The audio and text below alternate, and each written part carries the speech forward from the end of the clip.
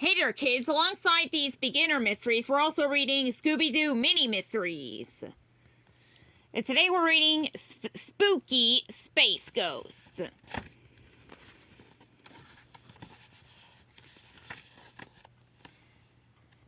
No, let's see. One main difference is that these are shorter. Right here we have only 3 chapters here.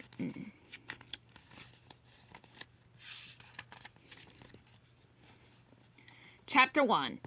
Foggy Phantom. The sun was setting as the mystery machine neared the Air and Space Museum. I went to an Air and Space Museum once. I can't wait to brush up on my spaceflight history, Fred said. Now, I want to see the huge models of the solar system, Velma replied. And don't forget about the space rocks, added Daphne. Like Scoob and I are all about that astronaut ice cream, Shaggy exclaimed.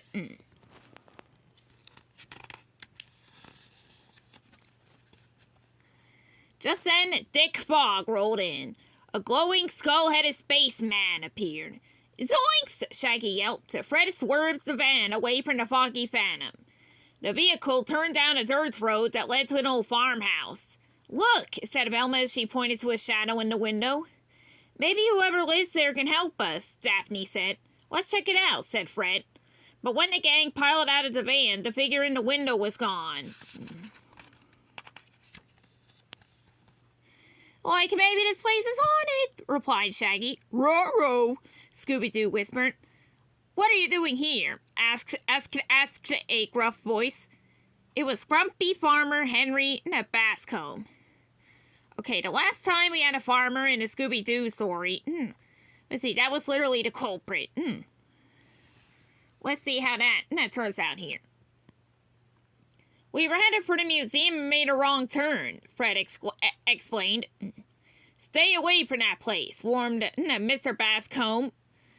It's haunted by the spooky space kook. Jinkies, Velma exclaimed. That's what we saw in the fog. That's right, barked the Scooby-Doo. We're Mystery Inc. We will solve the case of this spook from outer space in no time, Fred said. Chapter 2, Outer Space Chase. It was night when the mystery machine arrived at the Air and Space Museum. The director, Dr. Scofalos greeted the gang. I'm so happy to have visitors, she said. That ghost is bad for business.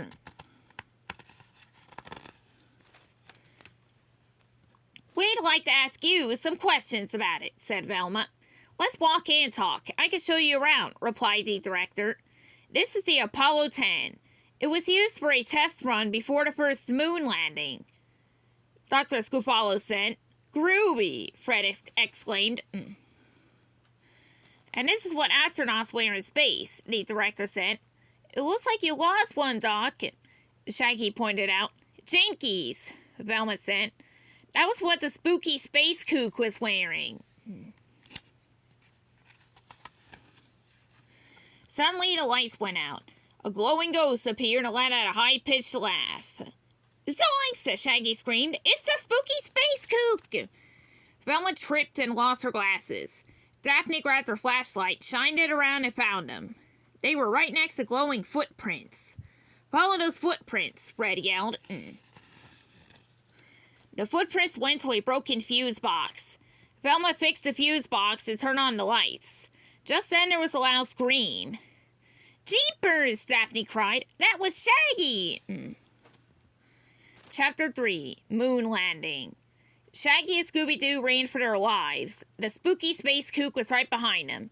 Like this close encounter is too close for comfort, Shaggy yelled. Raw! Scooby agreed. I got an idea, Fred said. This way. Daphne and Velma followed him up the stairs. They watched Scooby and Shaggy run into a room with large models of the solar system. The spooky space kook was still chasing them. Daphne crawled across the catwalk to the moon model. She used a pocket knife to unscrew the bolts holding the big rock. Ready, Daphne called. Hey guys, I've got Scooby snacks, Velma shouted. Scooby froze in his tracks. Ruby snacks?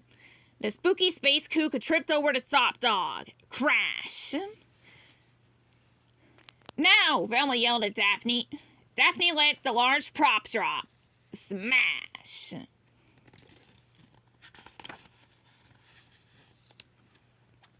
Like this is the first time the moon landed on an astronaut instead of the other way around. Shaggy laughed.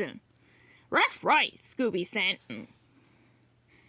Thank you for catching a ghost, Dr. Scoopalo said. Our pleasure. Now let's see who this ghost really is, said Fred. He pulled out the helmet to reveal Farmer Bascombe. Aha! I caught it!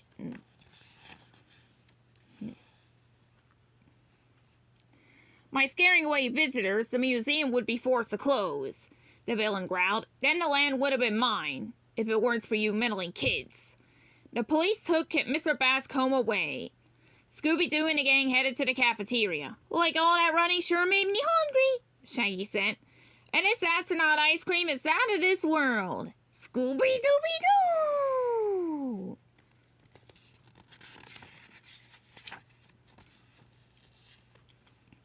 Owen, it's a glossary of various words. Catwalk, a narrow walkway high in the air. Encounter, a surprise meeting. Gruff, a voice that sounds low and rough. Rhyme.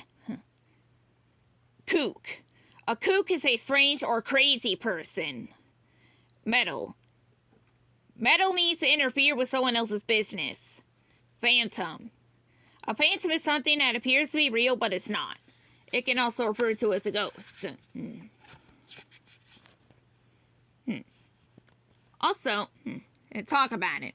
If you could be one member of the Mystery Inc. gang, who would it be? Talk about your answer. Were you surprised that Mr. Bascombe was the spooky space kook? Look back in the story for clues to support your answer. I don't really need to. I pretty much called it. Would you still visit a place if you heard it was haunted? Why or why not? Here's something to write about. The villain in the story is called the spooky space kook. Make a list of 3 other names that would work for the villain. The Mystery Inc. gang used the teamwork to catch the spooky space kook. Write about a time you used teamwork to solve a problem. Write a few sentences describing what you think would have happened if the Mystery Inc. gang didn't catch the spooky space kook.